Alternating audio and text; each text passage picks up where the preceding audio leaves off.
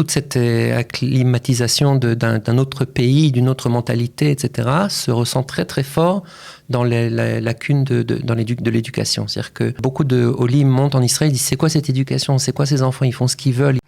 Coup de pouce, découvrez le savoir-faire et les idées des entrepreneurs Olim.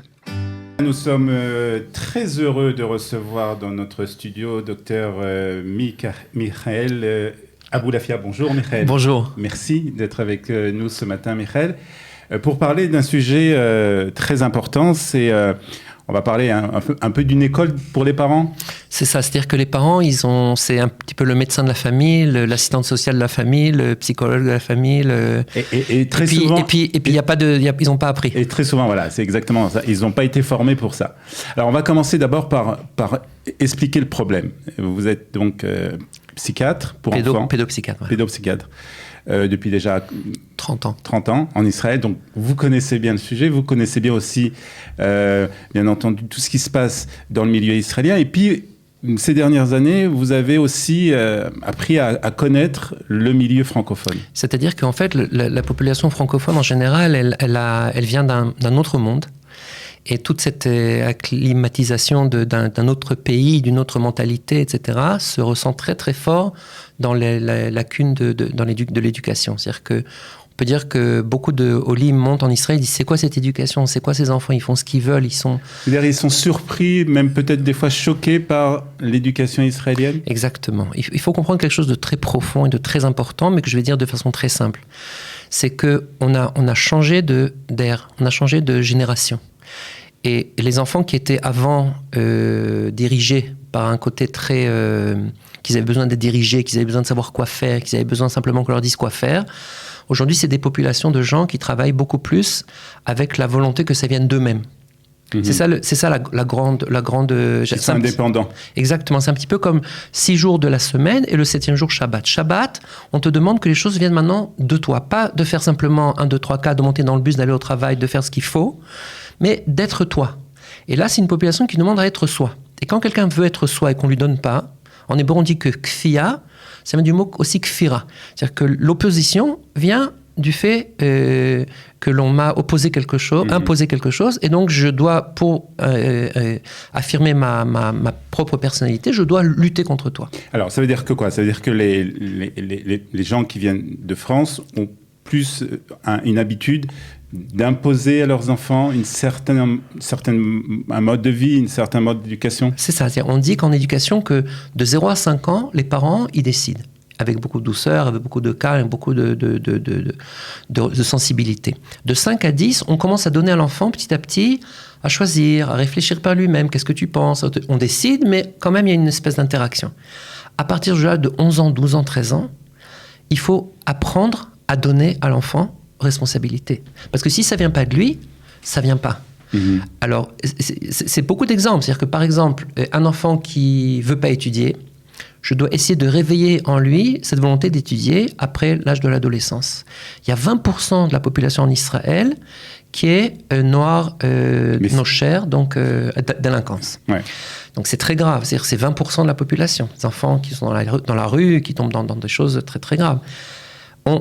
Si on les interroge, ces adolescents-là, on verra que souvent, ces adolescents, ou deux choses, ou ils n'ont pas reçu d'éducation du tout, ou ils ont été dans un monde très, très dur et très, très dogmatique, et donc ils ont essayé par des moyens très négatifs d'essayer d'affirmer leur opposition. Donc c'est ça qu'il faut faire. Il faut en fait réapprendre ce que l'on fait nous on a un institut de psychothérapie, qui prend des gens qui sont très diplômés et qui leur donne en 3 ans un vrai. On prend ces mêmes ustensiles-là de travail et on essaie de les apprendre aux parents. Pourquoi cette méthode est meilleure ou serait meilleure que les méthodes traditionnelles ? Parce qu'elle travaille par le corps. Quand on travaille par le corps, c'est pas moi, le médecin, par exemple, qui va soigner le patient. Les forces de la guérison viennent de la personne elle-même. Et donc ça, c'est du 100%, parce que c'est toi qui vas te soigner par toi-même. Je prends un exemple. Quelqu'un qui est tendu, je peux lui faire une relaxation extérieure. Ça va marcher ou pas marcher. Mais si je lui dis, sois avec tes tensions, permets-toi de te sentir en tension, et n'essaye pas de les chasser, ces tensions, petit à petit, il va venir un calme, mais qui est le calme que lui va créer, parce que ça va venir en lui. Donc ça, il va c'est vivre le avec principe. ses tensions, en fait. Il va apprendre à vivre. J'apprends à vivre avec mes tensions de façon expérimentalement parlant. C'est-à-dire que je vis ça. Chavayatit, c'est très vrai. Je me relie à mes douleurs, je me relie à mes tensions. Et quand je me relie à mes tensions, la tension, elle petit à petit, elle va partir par des symptômes. Le symptôme, c'est pas une maladie, c'est une guérison. C'est-à-dire que quand je vais sentir des tremblements, c'est pas grave. Je dois me permettre de trembler parce que le tremblement, c'est le corps qui essaye de sortir la tension. Et ça, c'est une porte ouverte à 170 techniques de thérapie qui travaillent par le corps. Et c'est ça je pense, la grande nouveauté de ces 10 dernières années. Ça veut dire quoi, travailler sur le corps? C'est des exercices de relaxation? Par exemple, par les yeux, par exemple. Mouvement des yeux. Par exemple, par la respiration. Il y a une chita qui s'appelle rebirthing, renaissance. On fait des respirations très vite, comme ça, après avoir parlé de choses qui te font du mal.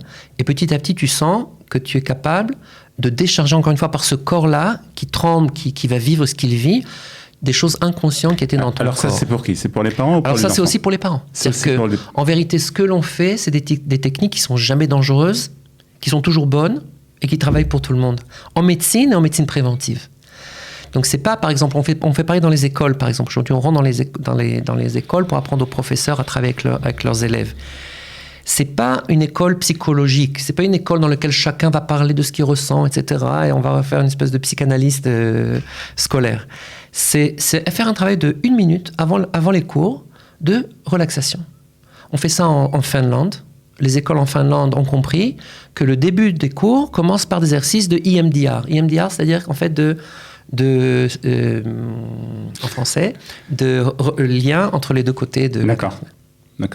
Ça veut dire quoi? Ça veut dire que les parents doivent apprendre à se relaxer pour pouvoir... Par exemple, puisque ce côté-là que l'on veut... C'est très important. C'est une très bonne question parce qu'en fait, puisqu'on veut travailler sur quelque chose de profond chez l'enfant, on est obligé de travailler sur cette chose profonde chez le parent. C'est-à-dire le parent, pour pouvoir être docteur en médecine dans sa maison, il doit être lui-même sain. Et pour s'assainir, il faut qu'il fasse un travail sur lui-même. Donc, à chaque fois qu'on va faire, on a des séances d'apprentissage pour le parent par Zoom. Le travail, c'est d'abord d'enseigner quelque chose, mais aussi le travail, c'est de faire à chaque fois un exercice dans lequel le parent va apprendre à faire un travail sur lui-même. Et puis en plus, c'est enregistré, donc il peut refaire ça, il peut réapprendre, etc. C'est ça le but, c'est-à-dire d'apprendre aux parents à être des thérapeutes de leurs enfants. Jusqu'à quel âge on est thérapeute des enfants? Alors d'abord, ça commence avant la grossesse. Le prochain cours, ça va être la dépression après la naissance. C'est-à-dire qu'en fait, à postpartum, il y a des dépressions qui font que ça influence. Alors comment on fait pour réparer ça? La dépression que l'enfant a subie pendant la première année de vie. Et donc ça commence avant la grossesse et c'est jusqu'à 120 ans. C'est-à-dire qu'en fait, on n'arrête pas d'être parent. On a tous un petit enfant en nous que l'on doit faire grandir. Alors, vous avez mis donc une série d'ateliers d'apprentissage pour les parents. En Zoom. Et il y a un téléphone que l'on peut envoyer un SMS à un WhatsApp et on se relie à ça.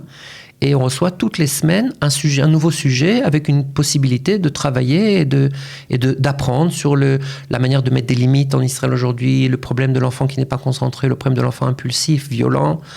La semaine prochaine, c'est l'enfant coléreux. Chaque fois, quelque chose d'autre qui nous parle de où l'enfant, ou le bébé, ou l'adolescent, ou l'enfant qui a 30 ans, qui est à la maison, qui ne veut pas sortir. Il y a beaucoup de sujets qui sont très chauds. Et on peut dire que c'est le sujet, je pense, essentiel de la vie en Israël. C'est le sujet du nefesh. Comment est-ce qu'on fait pour rentrer en Israël? Le Baal Shem Tov, il disait qu'éduquer un enfant, c'est le faire rentrer en Eretz Israël. Comment vous êtes accueilli par la communauté francophone? Pour l'instant, très très bien. Moi, j'aime beaucoup. J'ai grandi je suis tombé dans la marmite quand j'étais petit. Non, il y a très très bien. Et je pense qu'en plus, c'est un langage qui est complètement universel. C'est-à-dire qu'on peut parler à des juifs et à des non-juifs, on peut parler avec des charedim et des pas du tout religieux. C'est pas du tout un langage idéologique, puisque c'est un langage qui est complètement postmoderne. Puisque en fait, il dit à la personne, les clés, elles sont en toi. Donc permets-toi de développer les clés qui sont en toi. C'est-à-dire qu'on ne parle pas du tout là de médicaments, c'est la capacité de ne pas donner des médicaments. Le médicament, c'est comme une mauvaise femme. On ne peut pas avec elle, on ne peut pas sans elle. C'est-à-dire que des fois, il y a besoin de médicaments, il n'y a pas le choix.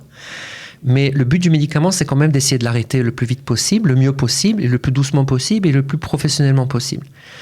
Donc pour ça, c'est tous ces travaux-là, c'est des travaux qui nous permettent, nous, dans le travail clinique, de donner moins de médicaments et peut-être même d'essayer de les diminuer progressivement, parce que c'est ça un petit peu le problème. C'est que quand on donne un médicament, on se permet de se sentir bien. Mais quand on se sent bien, on ne crée pas ces forces de l'intérieur, puisqu'on a dit que la création des forces de l'intérieur vient du fait que je me sens mal et que je me permets de me sentir mal. Le symptôme, c'est la guérison. Donc, si je veux pleurer, il faut que je pleure. Et quand je pleure, la tristesse, elle ressort. Si je prends un médicament contre les pleurs, alors je ne me permets pas de me soigner, mais je me sens bien. Ouais, alors, c'est quelque chose comme ça que d'un côté, on ne peut pas sans, de l'autre côté, on ne peut pas avec. Donc, ça aussi, il ne faut pas être idéologique ou pour ou contre. Par exemple, la concentration. Il y a un enfant sans médicament. Il va dégringoler de tous les escaliers. Il va se retrouver dans une école qui ne va pas du tout lui convenir. Donc, on va lui donner 1 an, 2 ans. Mais en parallèle, on va travailler avec les parents. Donc, je pense que c'est quelque chose qui est obligatoire, que les parents apprennent ces travaux-là qui vont leur permettre d'aider vraiment. Alors, justement, comment se fait ce changement pour ces parents ? On parle plus particulièrement des parents qui viennent de l'Alliance de France, qui ont une certaine vision de l'éducation, comme on a dit, où on doit donner les règles, etc. Comment on effectue ce changement ? Il ne s'effectue pas tout seul. Bien sûr, ça travaille toujours sur 2 pôles. Il y a un pôle qui s'appelle la conscience, la toda, la muda'ut. Il y a un problème de manque de conscience, de manque de compréhension. Et après, il y a un travail qui s'appelle un travail expérimental. En hébreu, chavayati. L'homme, il a été créé betsalmenu kidmutenu. Il y a 2 forces de réparation de l'homme. Une force qui s'appelle tselem. Tselem, c'est la force de conscience. Et dmut, c'est la force de chavaya, de lien à nous-mêmes. Donc il faut d'abord la conscience. Le problème de la conscience, c'est des traitements des fois qui travaillent que sur la conscience, ou des éducations qui travaillent que sur la conscience. C'est marqué dans Michelet, Yosif Dat, Yosif Machov. C'est-à-dire, plus on est conscient, plus on a mal. La conscience, c'est réveiller la douleur simplement. C'est essentiel, mais c'est pas tout. C'est comme un médecin qui vient, qui touche l'appendicite, qui dit « Ah, vous avez mal ? Ah, ok, ben, voilà. » Vous avez mal. Vous avez mal. Non, il faut aussi réparer. Donc la réparation, c'est l'opération, c'est ce qui travaille dans le corps, en fait. Et le corps, dans le corps, c'est le nefesh. C'est-à-dire que les Chachamim ont dit que le sang, c'est le nefesh. Quand on écoute le sang de l'intérieur, quand on écoute, par exemple, les vibrations du corps, les tremblements du corps, les vertiges, les chaleurs, on est avec le nefesh. Et ça, c'est le travail qui est le plus important, parce que c'est le travail qui est vraiment thérapeutique. Donc, c'est une thérapeutique qui n'a rien à voir avec la psychologie. C'est la vraie psychologie, je pense. C'est la vraie psychologie. Je pense que c'est vraiment la psychologie, parce que je pense que de parler simplement de mes problèmes à quelqu'un, on n'a jamais vu que c'est ça qui aidait. Ça aide à commencer à traiter. C'est bien de pouvoir parler avec quelqu'un, c'est très très bien, on fait taire personne. Mais le problème, c'est une fois que tu m'as dit que tu tombes dans l'internet toutes les 2 heures, mon chéri, je veux t'aider. Je ne veux pas te laisser simplement comme ça dans une espèce de confrontation chaque heure. Alors, il y a des techniques qui vont t'apprendre à te relier à toi-même et à te calmer et à t'apprendre à sortir de cette espèce de drogue que tu as pris et qui fait tomber aujourd'hui la moitié de la population. En fait, c'est un atelier d'apprentissage pour les parents, mais ça s'adresse à tout le monde, En fait, ça s'adresse à moi-même.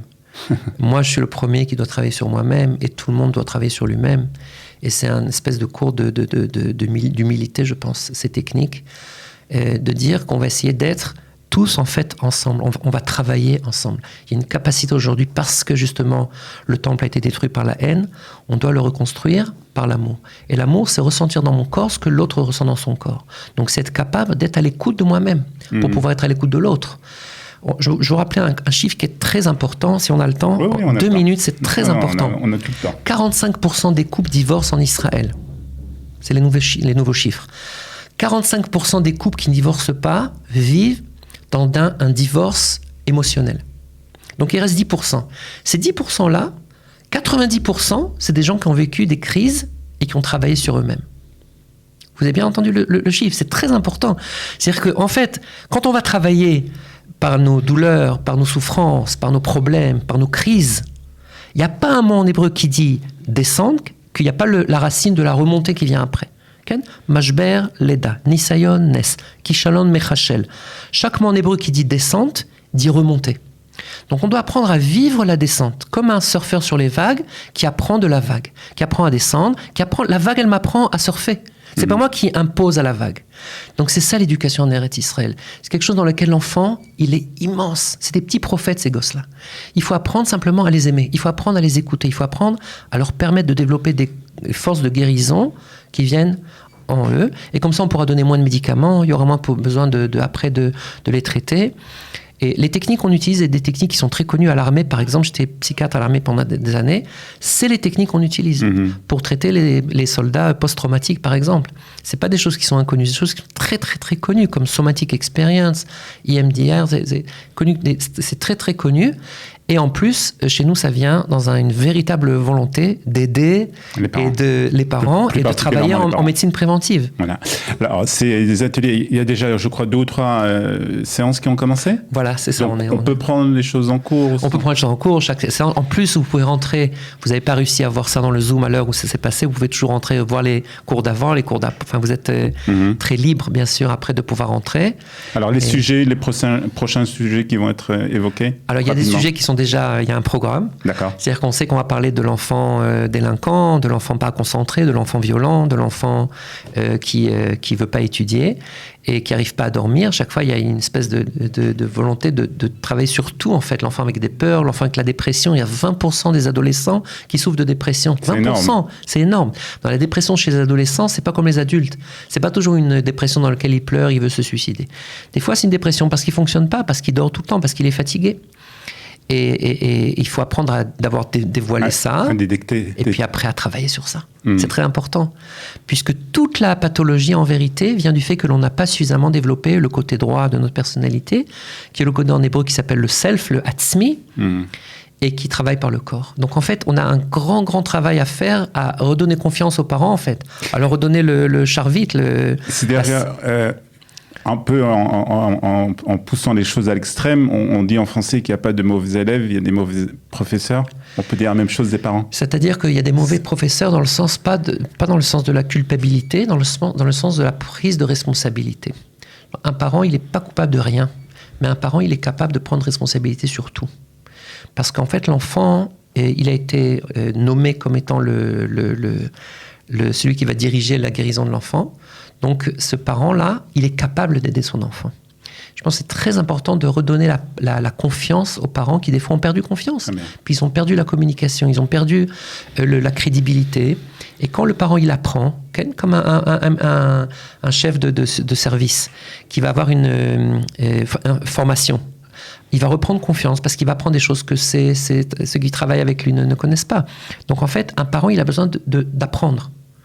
Et ça, c'est très important, je pense. Je pense que c'est vraiment la clé. Je pense que c'est ce qui va faire qu'on va pouvoir tout changer. Pour terminer, Zelo Bashamaim, c'est-à-dire que c'est accessible à tout le monde. Bien sûr. Chaque personne. Ça travaille même pas par la parole, souvent. Ça travaille par l'expérience du corps. Donc, c'est très, très, très, très possible. Il y a du temps pour les questions. Si un sujet qui importe les parents, qui veulent qu'on en parle, qui m'envoient sur le numéro de Johan, c'est important que vous l'ayez. On va donner le numéro de Johan. Donc, si vous voulez rejoindre cet atelier d'apprentissage, on a vu, c'est pas seulement pour les parents, c'est vraiment pour tout le monde. Ah oui. Il faut appeler Johan, donc Botbol, qu'on connaît bien, au 054 228 52 70, un WhatsApp ou un SMS pour s'inscrire. Vous recevrez un lien, je suppose. Il y a une somme modique à payer. Alors, il y a une somme, c'est 79 shekels par mois, mais qui va surtout aller être investi dans des forces de développement de programmes. C'est pas pour personne, c'est pour... Et docteur Aboulafia, c'était un plaisir de vous recevoir ce matin. Merci beaucoup et donc bonne chance pour ces ateliers et on va vous rejoindre. Merci beaucoup. À bientôt. Coup de pouce, découvrez le savoir-faire et les idées des entrepreneurs Olim.